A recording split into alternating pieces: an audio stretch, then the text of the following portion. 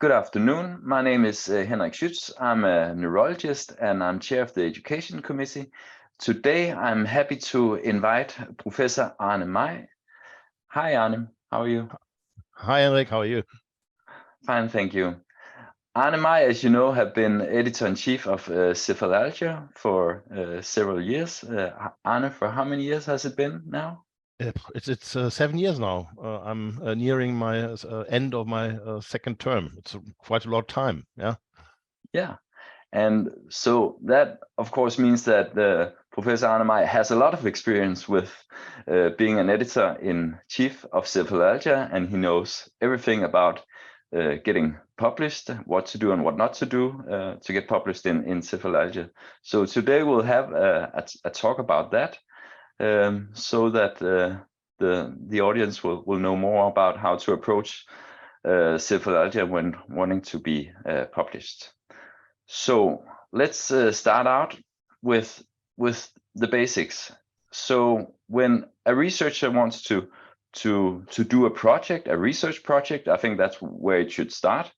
Well, when does the researcher has to think about the aimed journal? Well, rather early, preferably before even writing the introduction, at least I think before starting the discussion.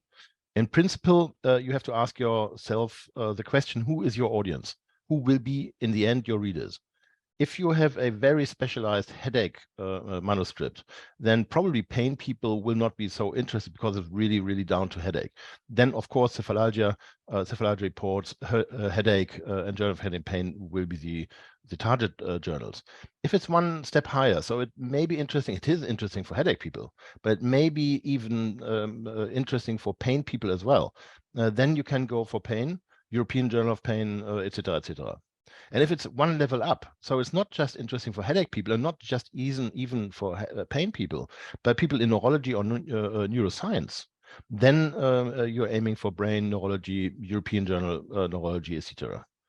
And once you have then identified the readership, make yourself at home with the editorial guidelines of what a specific journal is looking for. In neuroscience, for example, the Journal of Brain focuses on patients only.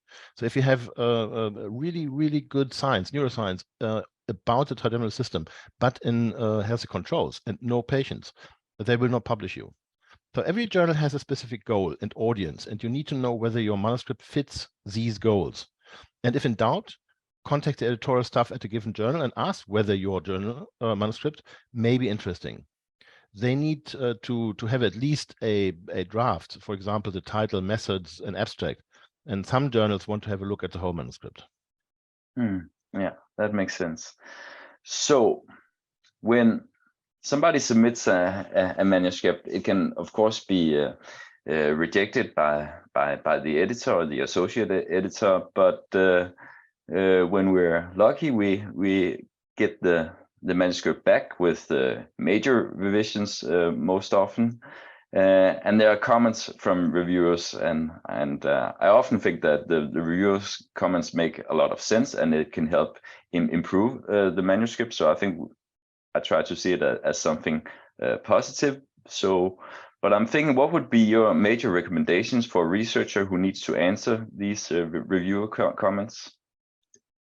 Well, if it's good reviewer comments, and good reviewer comments are always trying to make your paper better, then everything is easy for you in terms of how to think or how to react to reviewer comments.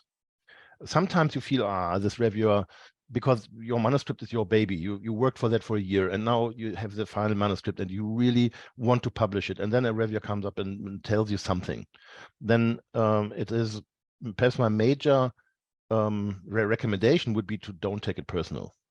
Avoid writing in first person. Always use third person.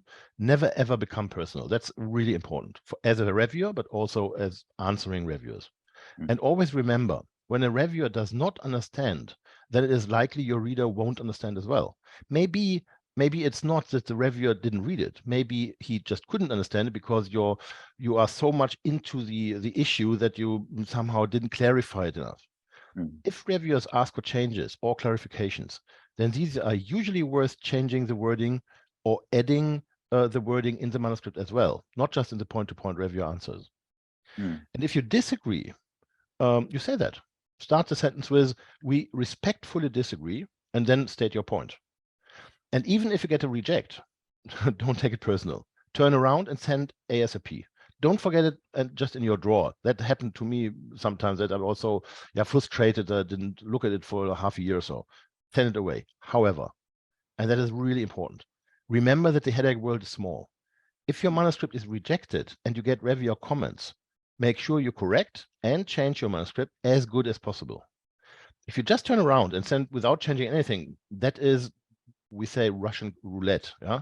If it happens that the same reviewer gets your manuscript and sees that you did not even bother working on it, so the reviewer gave you tips and you were not interested, that is an instant death for your manuscript. So don't take it personal, and turn it around rather fast. Be always polite, and don't be personalizing to others like reviewers.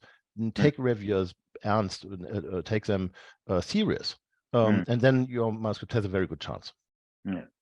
I'm thinking that sometimes it happens that a reviewer might suggest that you redo some of your experiments, or you do additional experiments, and I think that can often be very difficult to accommodate. What is your thought about that suggestion from a reviewer as being editor? I can tell you a personal story that has nothing to do with Cephalalgia. I did a experiment, and the outcome was just absolutely fantastic. It was amazing. It was absolutely amazing. I knew this would go into like Nature or Science or Neuron. So, and actually, I sent it to Neuron, and Neuron reviewed this, which is a very good. It tells you on the right ballpark. And then one of the reviewers said, "This is really great," and the other one said, "Well, I really like it. However, could you have another another control group?" And I thought, wow, that doesn't make sense, yeah. And just for this one reviewer and so on, but it was Neuron, so I did this control group. And the outcome was that the control group behaved exactly the same like our experimental group. I was wrong, completely wrong. And that reviewer made, I mean, we published later on at some other journal, but we would have published something wrong. And that is a good reviewer telling you to look at a different angle. It's not a personal thing. I don't like you, and so you have to do more work. Most of the time, a good control group is what makes your experiments and your science better. Yeah, good. So, and of course, I mean, there are so many manuscripts being sent to Cephalalgia, and it's not every manuscript that can be accepted. So I have experienced it, and many have experienced being rejected as Cephalalgia. What would you say is the major rejection, the major reasons for a paper being rejected at Cephalalgia? I must say that would be wrong content. So something that Cephalalgia wouldn't publish anyway. Bad English, so no one would understand it, or missing or badly written methods. And that is the most important bit. Always remember, it is one of the principles of science that the paper should contain sufficient detail to allow the work to be repeated by someone else. Then it is a good paper. So missing details, wrong statistics, missing a control group, too small numbers of patients or controls, missing an ethics vote, in general, missing quality of the experiments or how experiments are described are major points that will lead to rejection. In general, if the idea as such is novel and the quality of the experiment is high, but the whole thing is badly reported, missing things and so on, that can be repaired. And your carefully revised manuscript has a very good chance to be accepted after resubmission. I think there have been two things occurring over the last year. There's been the Corona pandemic, and that has resulted, I think, in many papers. I've also heard that from you in talks, that there's been a lot of papers submitted about Corona and the effect of Corona on headache. There's also been, which is a good thing, the introduction of CGRP antibodies, leading to a lot of real-world studies. I know it's two different things, but what is your take on these? Is that something where you're a bit hesitant of getting it published? And if you have a real world study on CGRP antibody, what would make it worthy of being published in Cephalalgia? As a general, I mean, what the editors, what I and all my editors in Cephalalgia board have to think about, and we thought about it hard, is what do we want to publish? I gave you I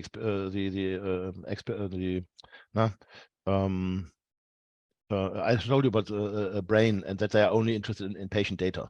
So we had to have some rules, and we have one basic rule, and the one basic rule would be we publish what is new where we learn something about the trigeminal vascular system, to take in the broad term. So headache and facial pain, trigeminal vascular system, but it should and must be new. So yes, of course, we published, and we have even a special issue on corona and headache.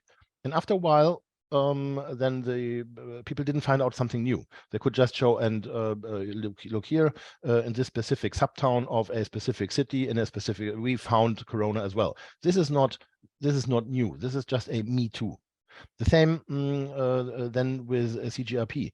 Of course, we are interested in all the new data, and the new double-blind data. That would be the golden goal, really.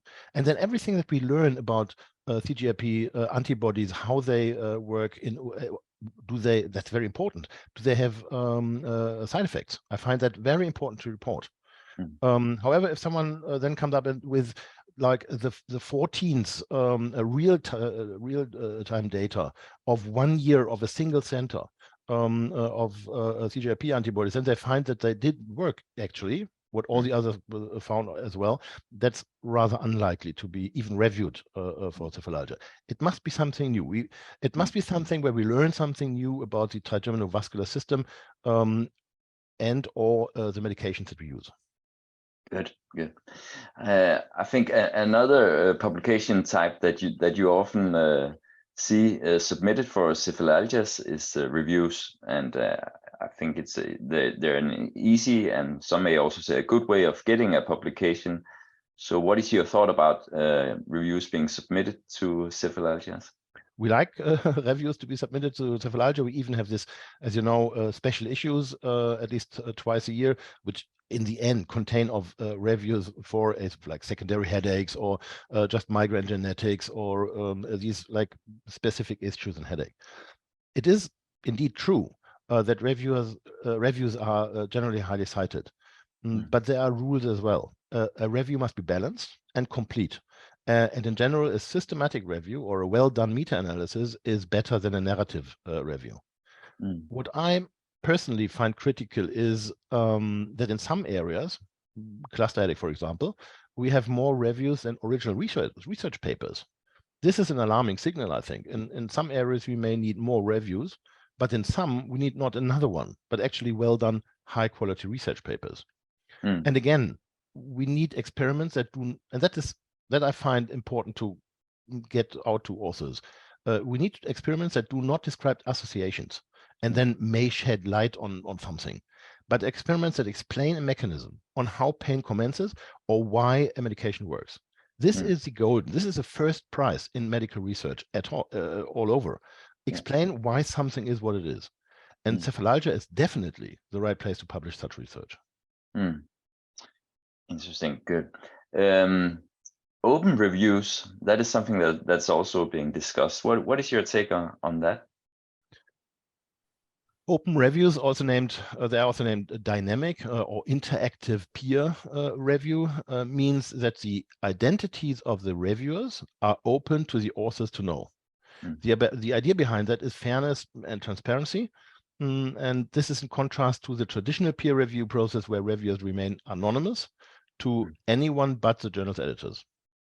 The problem of open peer review, I find, is that a good reviewer tries to find flaws. I mean, this is the goal of a reviewer, to find flaws in the methodology or discussion without being unfair or pedantic. Now, if you criticize your colleague, let's say you, Henrik, sent something to a journal where I'm a reviewer, And I find it's okay, but it could be a little bit better. And then I say what should be better. And on the next Congress, we meet each other. And you just made sure that my paper isn't published, and now I can't pay my other people that I need to work with me. Reviews being anonymous helps the reviewer and means that the of course that the editor then has to work more to spot possible unfairness of the reviewer. That said, I have to say that from my experience of the last several years, that it is rather rare that reviewers are unfair or unbalanced. For these reasons, Cephalalgia always had and will continue to have an anonymous review process. Full stop. No. That said, reviewers have two possibilities to make a vote. In the actual review, which is open to the author, and then another one, which is just and only exclusively for the editor. I personally make a point to discard personal notes if they are not mirrored in the open review for the authors. So I think it's bad behavior, and actually it's bad science, really, to write anonymously to the reviewer that small changes are all that the manuscript needs. And at the same time, then write to the editor, this paper is worst I've ever seen, it must be rejected. This is unfair, it's unbalanced, and it happens very rarely. But if it happens, I discard the whole review and ask a new reviewer, unrelated reviewer, to help out. Because I find that this kind of fairness is at the least thing that authors expect from us. Yeah, I find it important to emphasize here that transparency and fairness are key in science and in the review process, even if it is anonymous. Yeah, and I think that that's good to hear, that in a way the reviewers are also being reviewed, and exactly. they cannot just write exactly what fits them and maybe what fits their own agenda. Yeah. Another issue that I sometimes hear people talking about is shared authorship. So people might write that there are two first authors and that there are two last authors. That could be important when you want to write your CV on how many first and last author papers you have done. What is the could you say policy for that in Cephalalgia? The policy is that Cephalalgia strongly supports shared authorship for first authors. I find it extremely important if two people worked on it on different things and then worked really balanced in both. And that is really what the authors decide. Then I think it's only fair if both get the same recognition, and it's very important for PhD students, and it helps to not like slice papers into like a salami tactic and publish really a lot of small little things, so people get first authorship. So strongly support first authors as submitted equally. The same holds true for lesser perhaps, but same holds true for the last authors. But we allow that. However, these two last authors must not be in the same department. So I find it unfair. I find it very fair for first authors to be in the same department, obviously, because they're working on the same thing. However, the last author is the one who overviews the whole thing and takes responsibility for the group as such. And then I can see points where in genetic and headache, two last authors go together and say, no, we want to show that we are shared last authors. And that's okay. But in the same department, I would ask why. That would be then my answer. And then we have one more author that is important, that's the corresponding author. And we only accept one corresponding author, end of story, because the corresponding author has a legal forensic way to deal with the paper. And if the paper is going wrong, or if there are some problems with it, then it's actually the corresponding author who gets all the blame. So only one corresponding author. Yeah, I think that makes sense. Another aspect is, and something that's being talked about, is open science. So I'd like to know the view on Cephalalgia on that. Well, there's an easy and a complicated answer. The easy answer is, well, you know that Cephalalgia is open access journal from January next year, 23, and that answers half of your question. Yeah, but there's more to it. The answer is at least twofold. One part of the answer is that in science, we need to get rid of academic roadblocks, and we need to make scientific research and publications accessible to everyone to read. In the end, the society pays for science, and our world only gets better when what we know is accessible for everyone and not hidden behind paywalls. So, full stop. Yeah. The second part of the answer is that one of the problems of science is a lack of reproducibility of results and data. To answer this crisis and the world reproducibility crisis in this context comes from psychology, actually, because the problem in psychology research is rather big, that people cannot reproduce what others did. The answer to that is that in future, all parts of science need to be open access. So not just the end result of the paper. This starts with raw data, physical samples, software tools, new technologies, etc., etc. And all these data need to be openly disseminated to be accessible on all levels. And as I said before, it is one of the principles of science that a paper should contain sufficient detail to allow the work to be repeated by someone else. Then it is a good paper, and then it is good science. Yeah, good. Something else is when you finally get accepted, get a paper accepted in Cephalalgia, and that is a great feeling. You can of course drink some champagne and have some cake, but another aspect is that it's also good to have your paper highly cited. So do you have any tips on how that can be done? I know that you and your peers has done some interesting study on that. Can you tell us a bit about that? Yeah, I will. The fact that Cephalalgia is now open access will automatically increase visibility of all papers. And that means increased visibility means increased citings.